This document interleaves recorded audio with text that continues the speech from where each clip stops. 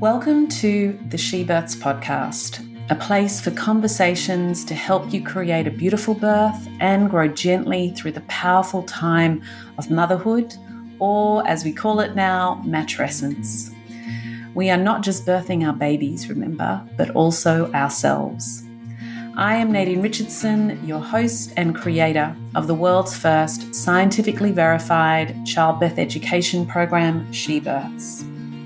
I have been a yoga teacher, doula, and birth educator for over 20 years, and I started to create She Births after my own wild and wonderful birth experience. Today, I am proud to say that She Births has helped tens of thousands of families around the world, and we are published in the British Medical Journal.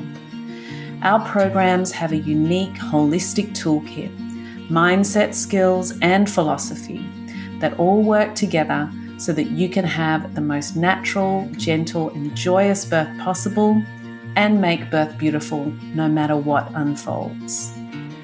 I will be talking with fellow experts around the world so that you can feel empowered and critically be engaged in decision making. There are lots of birth stories from mums just like you, sharing their challenges and joys. We will be hearing from mums and celebrating the extraordinary growth that happens during motherhood, that unraveling rite of passage that leads us to finding a new self on the other side. Our world-class birth courses can be learnt either face-to-face or online inside our free app. Just jump onto the She Births website, shebirths.com, and take a look. We have lots of freebies for you if you feel like learning more. We have a doula matching service, the perfect way to ensure you and your partner are supported, our matrescence program, and our 14-year-strong Soul Mama Circles, the perfect initiation and support into motherhood and sisterhood. Our vision at She Births is to make birth beautiful for every family around the world. So if you like what you hear today, please help us to keep this podcast going by subscribing, reviewing, and sharing with a friend. I hope you enjoy this special episode. Welcome to this final episode for 2025 of the She Births podcast. Today I talk with She Births dad Aaron Tait discussing his new book, a memoir called Far Horizons, and his personal journey through fatherhood to epic birth experiences and so much more. Aaron was in the Navy and dispatched to Iraq after September 11 as a 17-year-old boy, one of the youngest men deployed at that time. And after his time in the Navy, he ended up with 3 degrees and bought a one-way ticket to Africa to start work as a humanitarian, aged 24, with his partner, Kaitlin. He has had an amazing life journey, and together we discuss some of those stories that he has to share, as well as masculinity, the impact of birth on men, and men's experience with initiations in our culture, their longing for evolution, this wonderfully cool concept that was new to me and makes so much sense. Instead of maiden, mother, and crone, knight, prince, and king for the masculine journey. I really recommend buying his book, Far Horizon, for all the boys and all the men you know this Christmas of any age. Apparently, only 10% of men are reading each week, which is a shocking statistic. So we really want to get this book in as many hands as possible. I hope you have a beautiful holiday period with your family, and I hope you enjoy today's podcast. Aaron Tait, it is so good to have you on the She Births podcast. Welcome. Thanks, Nadine. Great to be here. Thanks for having me. Yeah, it's such a pleasure. We're squeezing this in before you set off overseas for a year with your whole family. And before Christmas, like we said, Australia's mental before Christmas. And also, I've almost finished reading your book. I'm so excited that we're going to talk about your book because I wanted to get this out to the airwaves, into people's ears before Christmas because it's going to make a really good Christmas present for the blokes out there who we're always looking for presents for men, right? It's so hard to buy for them. Yeah, I think Bryce Courtney used to call himself Mr. Christmas because it was like every year, like, what should I get for dad? You're like, oh, Bryce Courtney's got a new 900-page book and I can just wrap that up and put it under the tree. So maybe this year, this is a book that's going to be under the Christmas tree for lots of men. Yeah, it's so exciting. And I was down in Berkelo Books. I'm in Sydney at the moment, and one of our favourite little shops that we like to hang out in. The dogs are allowed in and everything. Yep. And yours was there on the shelf, and it was very exciting. Love that bookstore. It's every town, small town, big town, needs a good bookstore. We need to be supporting them. So if you can not go to Amazon.com and you can go to your local bookstore, we do it as a family. Often a couple of times a month on a Saturday, we're like, everyone's going to the bookstore. Everyone gets to buy one book. And we all leave with something unique and different to us, but it supports these important stores that we need. Absolutely, I 100% agree. And I really want to share with our listeners more about your book, which is called Far Horizons, and it's described so beautifully as Eat, Pray, Love with Guns. Yeah. Who doesn't want to read that? Yeah, that's it. Well, interestingly, 80% of people reading it, Nadine, are women at the moment, and which is great. But yeah, let's get books back in the hands of men as well. 100%, 100%. But before we jump into talking more about your memoir, let's chat about how we met and, how your experience of birth and so on, so we can share to the pregnant families a little bit more. So You and I met at She Births. I remember you and Kaitlin came along about, I think, over 8 years ago when you were pregnant with Finn. Is that right? That's right. Yeah, we'd been on quite a journey through IVF to fall pregnant with Finn, and we could make him together, which was a miracle of science and the Australian medical system. And Kaitlin had done the research into the kind of birthing program that she wanted to do, and She Births really appealed to her. And I was all up for doing a birthing course of some kind, and she was a strong advocate for your one. We met, I think, in a beautiful old kind of timber floored hall in sort of towards Vaucluse. Yeah, Vaucluse. Yeah, we weren't living in Vaucluse. That'd be nice, but we were living in a little studio apartment in Bondi Beach. That was the nearest location. It was such a great course. We did it for the 2 days and really bonded with a bunch of parents as well that were on that course and learned a lot. And we needed a lot. A couple of months later, we were at the Sydney Women's Hospital in Randwick, and we needed a whole bunch of those tools that you taught us. Yes, that's right. How did you find being a sort of what we call at She Births, the hashtag daddy doula? How was that experience for you? I know you had a doula, and doulas don't interrupt with that relationship. In fact, often support it, I find. But how was your experience of becoming a father through birth?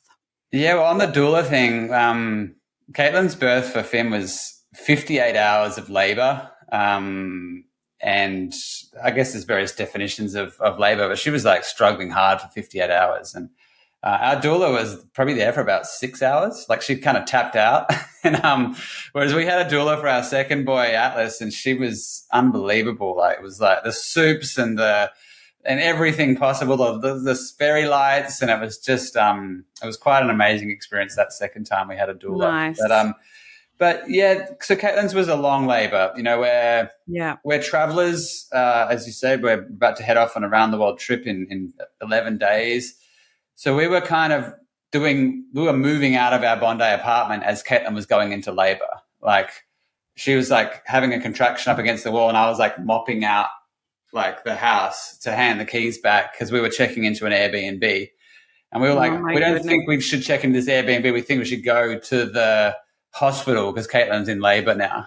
And while that was happening, her parents were fighting bushfires in California. It was a day.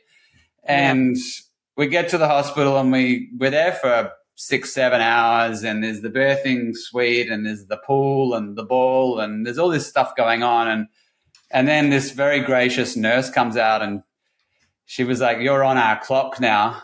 And I think if you want to have the birth you should go home." and we like need to go and pick up keys for the Airbnb to go home. So we were kind of like, that's administratively a real burden, but also Kaitlin motivationally, she was like, I just want to have this baby and I don't want to go home because home, I feel like I'm a long way away from having this baby. Whereas I want to get this done in the Sydney Women's Hospital. So she was nice to us. She was like, I want you to have the birth you want to have, but if you're in our system, we're going to start pushing you a bit. So I recommend going home. And that was a tough thing for Kaitlin to deal with. She was having contractions in the car. At one point in this little lane in Bondi, someone honked a horn while Kaitlin was having a big contraction, and I was kind of like, I'd stopped for a moment to help her, and I turned around and there's this like Mercedes Benz like honking their horn, and I was like, that person has no idea of what is happening in this car right now. They're just like Eastern Suburbs Mercedes Benz driver, but I didn't get out of the car. I was like, I'll stay with Kaitlin and we'll get through the contraction. So we went to the Airbnb and like spent like 20 hours in that Airbnb. Kaitlin through all sorts of pain, contractions every few minutes, and tried to do, draw on all the tools we possibly could there. And then when it started to increase again, we went back to the hospital, and then, by the 50-hour mark, Kaitlin hasn't slept really.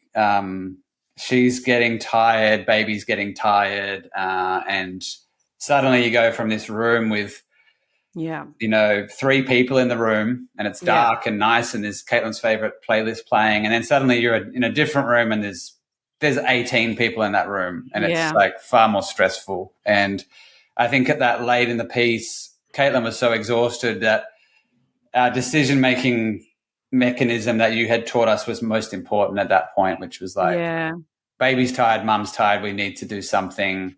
What would you like to do? These are your options. And we were like, just give us a moment, we'll make the call.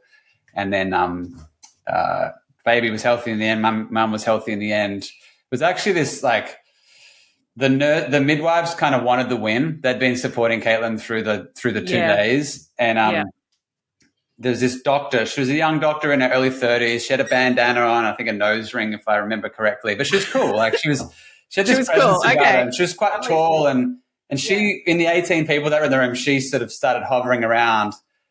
And I think my memory serves me correct. It's like she sort of said to the nurses, like, I'll give you 90 seconds to get this done. And the nurses were like trying to go for the win and do it in the way Kaitlin wanted. And they couldn't. And the doctor came in, and within 60 seconds, the baby was out. It was sort of, it was just like hand in, pull out. And I was like so impressed by that doctor. I was like, that's like this boss move she kind of let everyone do it. And then she's like, I'm now taking control, bang, and it's done, and the baby's out. It was quite impressive to watch. I do a lot of work in leadership, and I was like, wow, that was presence and power from this female doctor. And then she just leaned back and bang, the midwives are back in and doing their thing, and they're amazing. So we had to draw on a lot. Pardon? We had to draw on a lot of your toolkit to get through all that. Yeah, to get through it. I mean, that's such an epic amount of time. Yeah, birth has changed a lot in the last sort of 10 years. Yeah. Yeah, and I really get what you say about midwives wanting the win. Well, it's interesting with Atlas. So Atlas, we were living in Byron Bay by then. He's 5 years old now. Kaitlin wanted to give birth in the Byron Bay Hospital through the women's program here. We're going back and forth. It was all going great, but he wasn't coming. We tried everything. We tried your Parmigiana recipe. We tried the curries, like walks up the lighthouse. It just wasn't happening. So ended up having to go to Tweed Heads. And that was a bit of a disappointment for Kaitlin, but we had checked into the old Tweed Heads Hospital, and she was a bit down about it again. It was like, oh, this is hard. And then we just literally snuck out to Snapper Rocks, where they have the World Surfing League tour. Like we went to like the club, like the surf club. And Kaitlin, she knew she was giving birth in the morning. They were probably going to induce her. And she was a bit depressed about it all. And she went and just had like a cheeseburger and fries. And I'm probably not supposed to say this, but she had a beer as well, like a schooner of beer. And then she just like relaxed, like a stone and wood, I think she had. And she's like, okay, I feel really good about this. It's a beautiful night in Snapper Rocks. And then we woke up in the morning. They were like, we'll break your water in the morning and let's get the baby out. And then it was like 3 other more urgent cases came in, and they were like loud Hollywood style cases, like women screaming, and it was all full on. And then finally, like late afternoon, they said, "Let's do this, Kaitlin." And then Kaitlin actually went into labor, and it was only like a 4-hour labor. And she had said at one point, like right at the end, she was like, at the 4 hours, because it was fast, but it was super intense. Yeah. And she was like, "I can't do this. I think I need the epidural." And this beautiful, more elderly midwife, in her 60s, very experienced. And she'd just been watching Kaitlin for 4 hours. Her eyes never left Kaitlin for 4 hours. Mm-hmm. And Kaitlin said, "Please give me the epidural." And this midwife said, "I just want to see one more push from you." And Kaitlin did one more push, and Atlas came out. Amazing. So just with deep wisdom, like so experienced, to be like, "This is the birth I know Kaitlin wants. We're probably too late for the epidural anyway, but I can see how close she is, and I think if we go for one." We know these midwives now. They're parents in our community. We see them at school pickup all the time. So that's quite nice that they were there. It's beautiful, isn't it? But there's a holding, isn't there, in that presence? There's a power that comes through presence and through years of experience. And, that conviction in the way something is said from someone with deep embodied wisdom and lived experience, it lands very differently. Yeah, it was, again, astounding to watch. I always feel like this surge of generosity. Because we're in public hospitals, we can't pay for it. So it's like there's no bill. It's quite astounding. And so I just usually go to the store and buy chocolate and candles and flowers, for all the nurses and midwives. I'm just like, I don't know how to thank you. So just here's all this stuff. That's really beautiful. That's really beautiful. Well, we know that, birth is an initiation for women. It really obviously is. It can't not be. You're changed on the other side. It's a rite of passage. But how about for you? Did you feel like being present at birth was an initiation for you as a man? When Finn was born, my overwhelming emotion was, wow, Kaitlin, that was unbelievable to watch. She tapped into this primal thing, tapped into the billions of women who have done this before her. It was very interesting. She's a strong feminist, and that was fascinating to watch. And when the baby came out, I was just like, my eyes were on Kaitlin. I was like, "Oh my God, Kaitlin, that was crazy. I can't believe you just did that." 80% of my attention, 90% of my attention was on her. And then I was like, "Oh my God, I have a child too." But yeah, the strong emotion for me was her being blown away by her, which is, I don't really hear that often. It's like, "Oh, when the baby comes, it'll be the best day of your life." And I was like, it was probably one of the most profound days of my marriage, actually. Yeah. Was seeing that happen.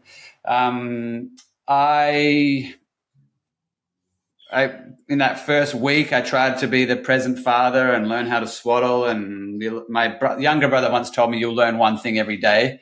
So that was a really useful bit of advice for me as a father. You learn how to change the nappy on day 2. You learn on day 3, why is the baby not pooing? It's like, oh, that's kind of normal. It's but to be honest, Nadine, I was busy. I had a business to run. I had a charity to run. I had to provide for the family.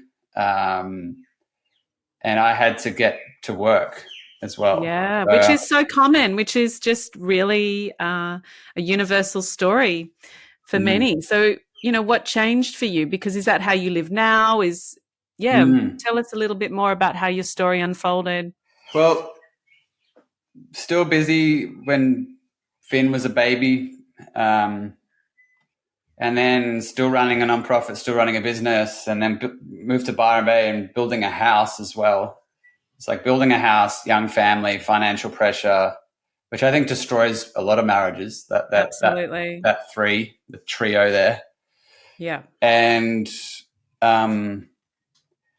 I had sold the business, was in the process of doing that, and then I actually had left the nonprofit with lots of love, and we'd built the house. So it sort of come out of the fog of it all with our 2 boys. And I actually did a plant-based experience, the ayahuasca ceremony.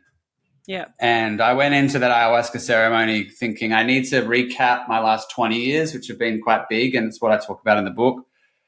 But then I want to know what's next for me. And it was still Yeah. like quite masculine, ambition, ego. Not really. Yeah. I Still think it's about connecting with soul. I mean, yeah, these altered states, and this is initiations as well, like going through medicine like that and ceremony like that. No, I it can be ego driven, but you're a person who works from your soul. So just Well, I keep sort of went sharing. in like, that was a big 20 years, what's next? And as you know, like the ayahuasca ceremony and spirit is very feminine. Yeah. And that energy is very feminine. We at least in my experience, you grow up that God is a man. Buddha, Jesus, God, they're all often men. Yes. And this is like you're stepping into a feminine spirituality, which is very unique for me. Goosebumps. Yeah. And like I go into this experience and they call her the mother. And and I say to the mother, I've had a big 20 years. What's my next 20 years? And the mother just like kicks my ass. And like, I'm not going to try to explain it now because it feels too glib and silly to try to explain something so big. But I go to hell. Like I literally get sent to hell. And, Sorry, I'm laughing. I won't say too much here because I'll get too emotional, but I have to like experience I have to witness the death of Finn, my firstborn son. And it's like, he's alive, he's fine. So not to worry there, but I have to go down into hell and then watch that. Oh my God. Come out of that experience knowing what love for him is. Yeah. Far out. And like a completely different father. Like you take two tiny little cups, like espresso cups of this stuff. They say it's like 10 years of therapy in one night. Yep. And Kaitlin said there's a father before that cup and there's a father after that cup. Wow. So like I come home after that ceremony. It's a two nights you have to go through this. So you go to hell on the first night and you're like, I don't want to go back down there again. Like, why do I have to do this again? But you kind of all commit to it. But yeah, and since then I had sold the business and I had left the nonprofit and we have a level of freedom that is a huge privilege and we're very lucky to have that. But we also work very hard for that financially. Yeah. And now I've been saying this for the last 2 years. My number one priority is being a father and a husband. And my number two priority is being a writer, being an author. So I'd no longer say I'm an entrepreneur or a social entrepreneur. I'm a father and an author. So you ask your question, what's the big shift or what shifted? It's like it actually took, Finn was probably 7 when I took that cup of ayahuasca and it was like, I've got a bit of catching up to do. Oh, I'm so glad you caught up, Aaron. I could have caught up when I was 60, and he was 20 years old. Or never. Yeah. Or never, to be honest. Totally, yeah. Yeah. Yeah. And I think, all that these medicines can do if we're very stable inside ourselves is really reveal more of who we actually are. I think I certainly, when I met you and met Kaitlin, I just knew you guys were really different. I had no idea what you did or your life journeys, but yeah, I could see the radiance of your souls, and I didn't know about your impact in the third world or developing countries. And so I think it just allows us to become more of who we truly are. And now for a quick break. At She Births, we believe that pregnancy, birth, and matrescence, the sacred postpartum, is an awesome rite of passage. Our free holistic pregnancy guide offers you 6 months of weekly support. Drop straight into your inbox or within our free She Births app, you can get content that will nourish your body, mind, and soul. You can enjoy prenatal yoga videos, great recipes, birth affirmations, course discounts, and more. From me and my team, the creator of the world's only scientifically verified antenatal classes, it is our gift to you. Sign up today and receive the free holistic pregnancy guide at shebirths.com/PG. That's shebirths.com/PG. That kind of leads us into talking about the book, because your book is across 3 time periods. And I love how you've described in other podcasts, this isn't an autobiography. This is a memoir. This is a moment in time. And you need to encapsulate, and choose those moments. And you've chosen 3 sort of distinct sort of chapters. What are they, and can you tell us a little bit about them? Yeah, so the first one is war, the second is escape, and the third is peace. A bit like the sort of eat, pray, love in a way, but, the 3 parts. And so I joined the military straight out of high school, and I deployed to the Persian Gulf. I deployed to war in Iraq as a 17-year-old officer. So I joined up in 2001 in January. I thought I'd get a free degree and some travel, and I was selected for Navy diving, the first course that you do to move into the elite clearance diving, or Navy SEAL equivalent in the US. So I was on the graduation at the first course on that rung, still 17 years old. 9/11 hit on the last night of my course, and I deployed the next morning as a 17-year-old. So the book begins there. And I'm finding that at the moment 80% of readers are women.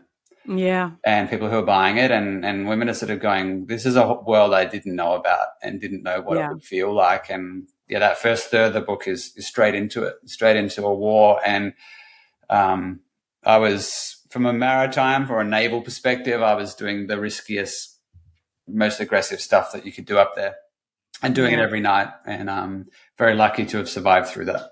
Yeah.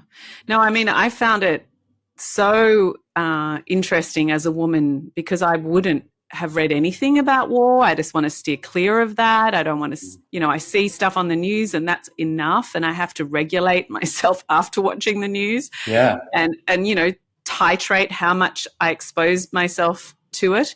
So I found it a real page turner. I found it quite intriguing and fascinating. And I actually think a lot of men would too, to be honest, to have an honest depiction. And I kept on thinking about Leroy, and he has thought for a time, there was a period of time when he thought he wanted to join the army. And I had to, go along with that. You just have to allow them to have their processes. I mean, just as an aside, as a yoga teacher, ahimsa is our sort of a number one sort of golden rule. It's like the principle that all things come from is nonviolence. Yeah. And so, and we, one of the greatest books in the world is like Birth Without Violence, which is based upon this Vedic philosophy and, by Le Boyer and stuff like that. Yeah. And I remember getting in the car, taking Leroy to school in Tamarama and rushing off to Fletcher Street. I think he was in kindy, or maybe he was in preschool. And Leroy, I used to say, you can bring one thing, in the car with you, just one. We can't carry a million things, just one thing in the car to go to school, as something to do in the car. And he would grab like an armful of like rifles. Yeah. And my yoga students would I remember my yoga students used to see me getting in the car with like Leroy with these armful of rifles. And I'm like, I couldn't stop it. Right? I didn't buy them, but for a long time, but then he just made them out of sticks. And then, I have to also let his dad be involved. And his dad comes from comes from South Africa, really. And so it's a different approach towards masculinity as well. It's not the same as if Leroy was raised only by Nadine practicing ahimsa. Well, I think there's this thing in a lot of young men still, certainly in me, we want to prove that we've got it. Yes. And whether that's riding the big wave at Bronte when the big swell picks up, or whether that's joining the military, or whether it's unfortunately getting in a fight, or there's this mechanism, Knight, Prince, King. Have you heard this before? No, I love this. Tell me. So this was created by a woman, by the way, this mechanism. But Knight is slay the dragon, put the armor on, win the war. It's ego. You got to prove yourself. Prince phase is far more humble. You take the armor off. Often comes when men have children and they're learning, and they don't need to slay the dragon anymore and win the princess. And then very few men, you can probably think of less than 5 in your whole life, become kings, and they have this deep wisdom and deep power, and they don't need to tell anyone about that power. And I would argue that most Australian men, maybe 80% stay in night phase their whole life. Yeah. And Wow. even when they're 50, they go, geez, that was a bloody good night. Remember me back then when I surfed the wave at Bronte, or got used to seeing the girls I used to pull, or these kinds of things. And yeah. some men will move to Prince phase, and then even fewer will move on to King. So in that night phase, it's usually when we're young and we're trying to prove ourselves. And in the military, it's astounding. Like, they can offer us a little ribbon that we can put on our chest, and we will run into a machine gun for the ribbon, for a war medal. It's amazing that we've convinced soldiers that this is how they can be rewarded, is by getting a ribbon. It's bizarre. And there's a lot of talk around soldiers would prefer to die than be embarrassed. So rather than being seen as weak in the eyes of the other men, you will put yourself in a situation where you might die. Yeah. It's really interesting to interrogate that and think about it. And I guess the military, the whole thing breaks down if you're not willing to run into that machine gun. But it's amazing that we can tap into something in young men, and it's usually young men, yes, who are willing to do this, and of course women as well. Yeah. But like, I was 18 when I was doing the most risky stuff ever, and I engaged with my friends who are veterans who went back to Iraq and back to Afghanistan over and over and over again, and a lot of them are not well. No. And I say, where did it start? And they say it's the stuff that we all did as boys when we were 18. That's actually the core of the stuff that I'm still struggling with as a man now. The core of the trauma? Or they're most traumatized by the things we did on those missions in that first deployment as 18-year-olds. Yeah, it was really full on, like reading those pages. And like I said, just complete page turner. I am the world's slowest reader, though, so I really savor words and savor sentences. And like Claire Keegan's, like, it's not in the sentence, actually, it's in the paragraph. I savor paragraphs as well. Like, I really enjoy feeling and imagining what that would be like. And it made me think, like, what if Leroy joined? Like, he's 23 now, and what would you do if your boys wanted or were interested in joining the military? Like, how would you have that conversation with them? We don't have guns in our house. We don't play war games. We don't watch war movies. My medals get brought out for an hour on Anzac Day and then get put away again. They're very curious about it all. Yes. Like, I'm a soccer coach in Byron, and the kids that I coach come up and go, oh, you were in the military, right? Like, did you kill people? Did you do this? And I'm like, I'll change the subject usually. Yeah. And so there's a curiosity there already that even in the midst of them not being raised in that environment, it's still there for these young men and boys. Yeah. Kaitlin would really struggle. My wife, Kaitlin, would really struggle if they wanted to join up. When we met, I didn't tell her for the first 4 weeks that I was in the military still. Yeah. And she was shocked when I told her that I was. Yeah. And so I perhaps I'll answer the question with what would I say to them, is maybe what would I say to myself? If I could go back to my 17-year-old self,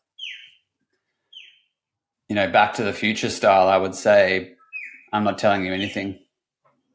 You have to just live it. You have to go through it. So that's what life is all about. You know, we'll raise our boys as best we can to be fine men, but they have to live it. They do. Yeah, that's right. And I'm pretty proud of myself and how I managed to integrate, you know, a different parent's approach to parenting with mine. And over the years at 23 now, like Leroy's 23 and a half, like, my mum has often reminded me, it's the values, Nadine. Like, the values become imbued inside a person, and you will see that it is more important than the school they go to, public or private, because the values are there in your home. Mm-hmm. And yeah, so that love and that connection and that safety and that reassurance. Leroy and I have an extraordinary relationship, but at the same time, he has to live his own path. So we had a disagreement last night. About masculinity, funnily enough, because I went to his gig, which was huge. He's just launched his EP, Congratulations. That's great. Yeah, thanks. And his first company with 4 investors. He's like going hard, like Great. as a high productivity, yes, workaholic family that we are. There's addiction to gaining, status and success and achievement in our family, right? Workaholic thing. But his gig with his band, and his band is punk. And, I don't really know what that means, but this was my first experience of a really packed gig. And I'm looking around at the audience and I'm like, who are these people? Like, they all know the words to Leroy's music. Great. And they're all singing along. But then the mosh pit started. And the mosh pit was boys literally like just catapulting their bodies into other people's bodies. Like, so it's not really a mosh pit. I don't know. It's called a death pit or a slamming, or there's a special name, and it's specific to punk. And Leroy and I were talking about it, and I was sitting there with his godfather, and his godfather has just become a Gestalt psychotherapist or Gestalt psychotherapist. And we were like, wow, what the hell is going on here? Like, this is so interesting. And I said to Leroy, do you think maybe like there's some like suppressed rage or something? Or do you think the boys are like doing it their own version of football, where they sort of want to feel their bodies and they want to connect and they want to commune and they want to touch other people, and this is the only way they feel safe doing it?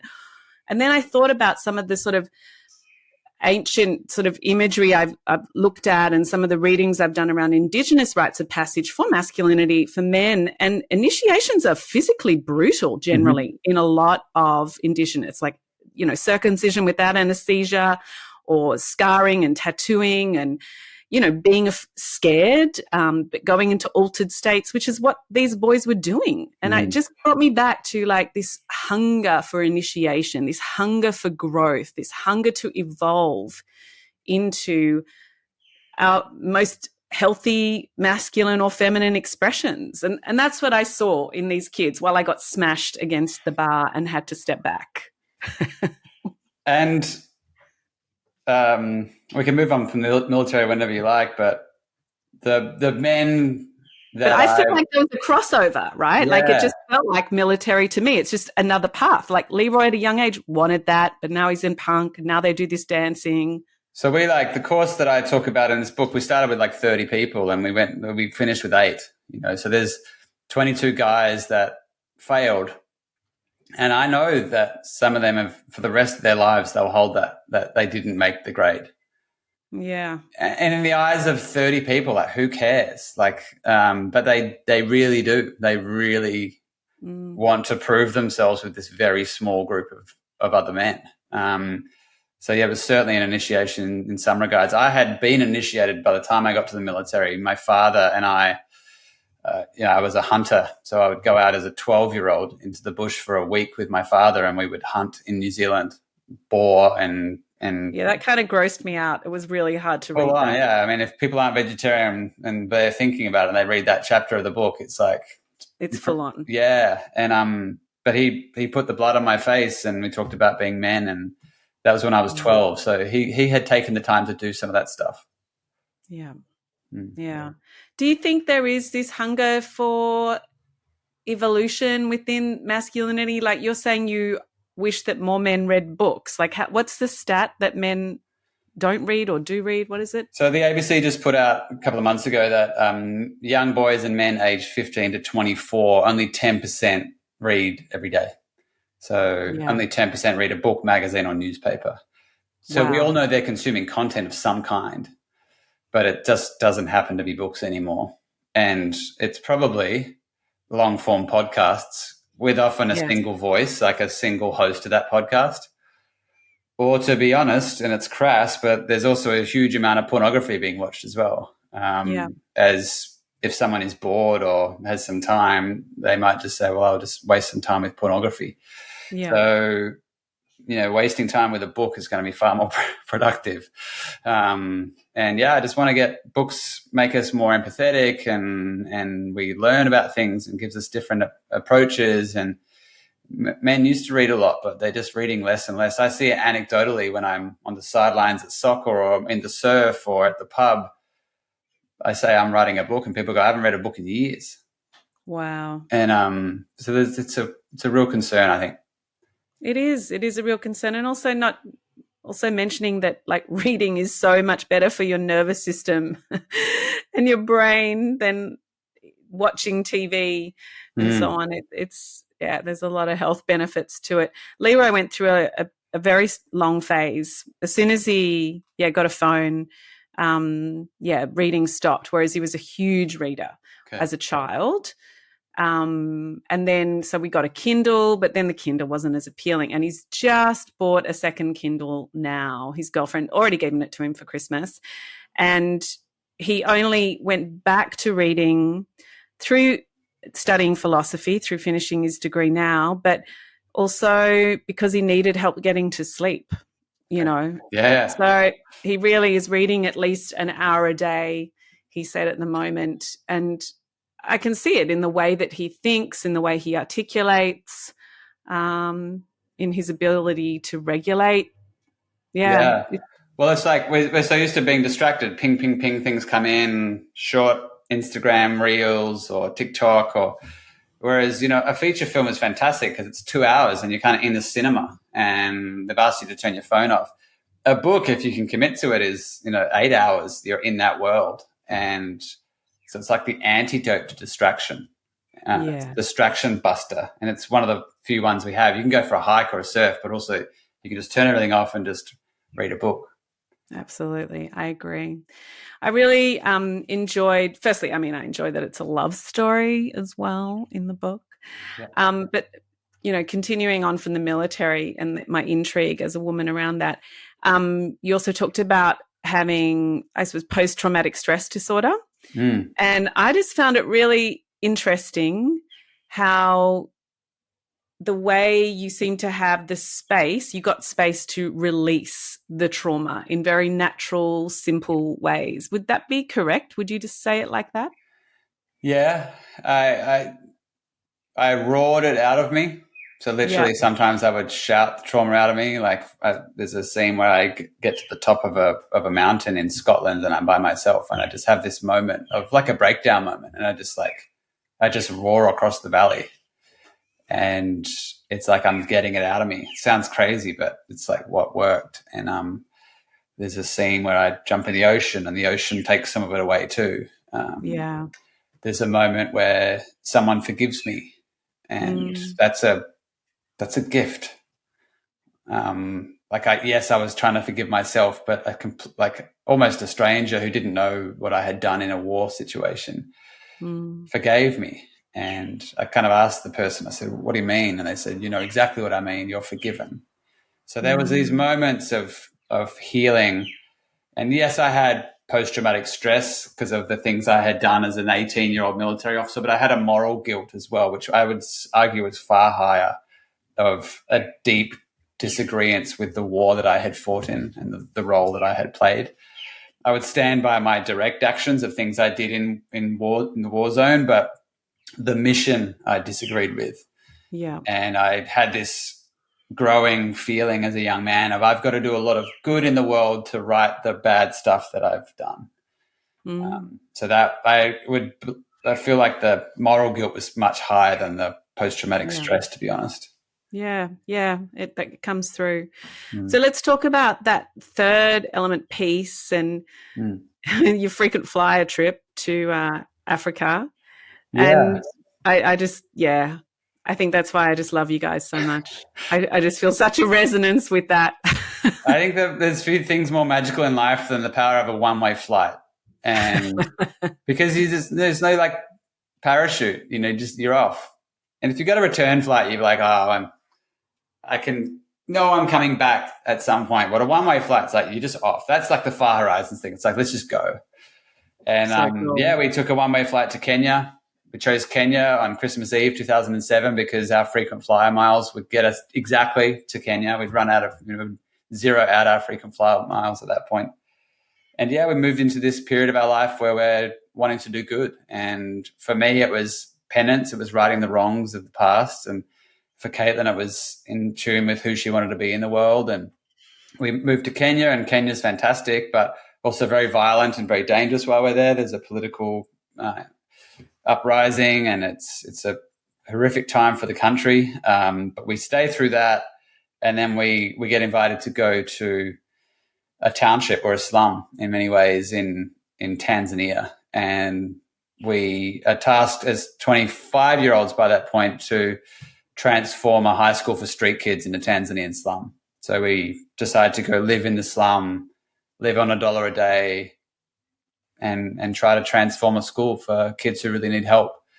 And the book dives into those experiences, absolutely, and the 5 bouts of malaria we suffered through, and the curses from witch doctors and the death threats and all sorts of stuff that come with trying to transform things in a place as tough as that.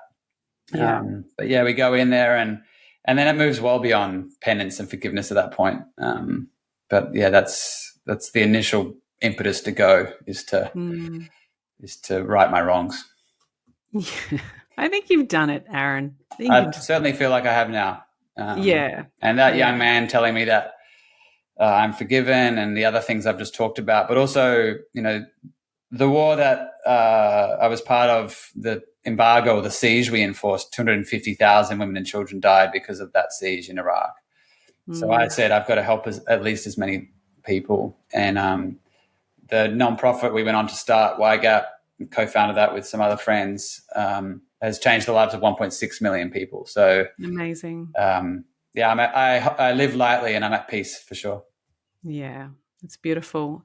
And what's happening with all the projects that you've started, like YGAP, and tell us a little bit about where they're all at and what's happening in the world. YGAP's doing great. There's a brilliant team running that. Founders are not involved at all, which I think is always kind of a gold standard for a nonprofit. We don't create these things for our own ego or for our own jobs or salaries. So that was a delight to lead that for a decade and then step away completely and let another team lean in and lead that. And they're doing well. YGAP finds and supports startup entrepreneurs in some of the world's poorest communities. So just like Shark Tank or Dragon's Den would do that on TV, we do it in a township in Africa. And it's astounding, the entrepreneurs that have been backed by that organization. So it's a real sort of step up from that microfinancing. Yeah. Yeah, it's that next level, that medium level. Yeah, like we're finding entrepreneurs with a dream to come up with a mobile phone education platform that will help women. So one example was Toto Health. Toto Health that we used to be a part of as well. Yeah. So like a woman finds out she's pregnant and she gets signed up to Toto Health in Kenya and she gets SMSs twice a week until that child is 5 years old based on the age of the child. And you're so generously involved with that, which was great. But there's, more than 1,000 entrepreneurs we've backed with stories like that. And they're just astounding. I built an education company that essentially became in the end Netflix for teacher training. And we sold that company to a technology unicorn in Brisbane called Go1. So there are 10 tech unicorns in Australia's history, like Canva and Atlassian. Go1 is the 10th. And nice. they bought my company, which changed my life, which is a big deal for a kid who grew up in the suburbs of Auckland and then the suburbs of Perth. And, my parents and grandparents were kind of migrants from Europe. And so, that was huge. And I've stepped away from the business. I've stepped away from the charity. Like I said before, priority number 1 is to be a father and a husband now. So we're off in like 11 days to go to Uruguay. And then we're going to travel for a year around South America and back to Africa and Central America and into Europe as well, which is just a delight. And we don't take it lightly. That's something that we can do. So exciting. Yeah. And writing. So I think there's the next book in me that I'm playing with at the moment. So if people enjoy this one, there's something else coming. Oh my God, you're an author. Yeah. I'll be there with you. I'll call myself an author when my book's published as well. I don't feel... I'll buy your book and call you an author as well. No, it's... Thanks, Aaron. Thanks. I love that. Well, you've been so generous and so vulnerable. Thank you for sharing so much about your journey. What do you hope lands with people through this conversation or through reading your book? So with the book, I want people to close the book if they've got the physical copy or if they're listening to it on Audible or iBooks or reading it on their Kindle. But I want them to finish the book and make this noise like, huh. And then just like feel that like, whoa, I just got shaken up there. I want them to go to dinner that night and like barely be able to put a sentence together because their mind is just like going in different directions that they're not used to. I want them to make an impractical, maybe rash decision within that next week. Like I want them to book a one-way flight somewhere. I want them to tell someone that they should have told a long time ago that they love them, or leave something they should have left a long time ago. I want people to see a far horizon themselves and go, you know what? I'm now going to be the person that is going to go after that one. Maybe they have been before, maybe they never have been, but now they go, I see that and I want to go for it. And that's what I want to do with my life. I love that. I see that far horizon and I'm going to go for it. It's so beautiful, so inspiring, very moving. Well, thank you, darling. I hope you have the best year traveling around the world. I'm incredibly jealous, but I will just get my 2 sausage dogs looked after, and I will be overseas next year. Next year will be the beginning of travel again for me, and then it will hopefully expand. Where are you heading? Career. Next year, Japan for a little break, and then in July back to Ireland for a family reunion. Nice, yeah. And then I want to go see, dear friends, my old marketing manager in Spain and girlfriends in London. And I don't know. There's a few things. I've got to try and create something amazing. But there will be a return flight. Yeah, I was going to say, sounding a bit like a one-way flight, I think. No, I'm there. I'm getting there. Yeah. Yes. Well, thank you, Aaron, thank you so for all much. the work you do. That we still remember that those 2 days we spent with you very fondly and learned a lot, and encourage everyone we know to invest the time in a birthing program of some kind, and for if there's both parents around, for both parents to do that. And it's beautiful stuff that you do, and I just wish you all the best for anyone who's going through your programs. I hope they have the birth, healthy mum, healthy baby. And and I just wish you all the best for your movement. It's such an important one. Yeah. Thank you for all your help, you guys, for helping me bounce ideas on the movement, because it is a movement. Thanks, darling. Thanks. I'm Nadine Richardson, and you've been listening to the She Births podcast. If you've enjoyed today, please help us keep this podcast going by subscribing, reviewing, and sharing with a friend. Don't forget to check out our catalogue of previous pods and, of course, our unique programs and services. You can find me and my team at shebirths.com, our community of families and birth workers on Instagram and Facebook. She Births is 2 words and plural. Remember, when it comes to having a beautiful birth and beginning motherhood, your She Births education is your empowerment.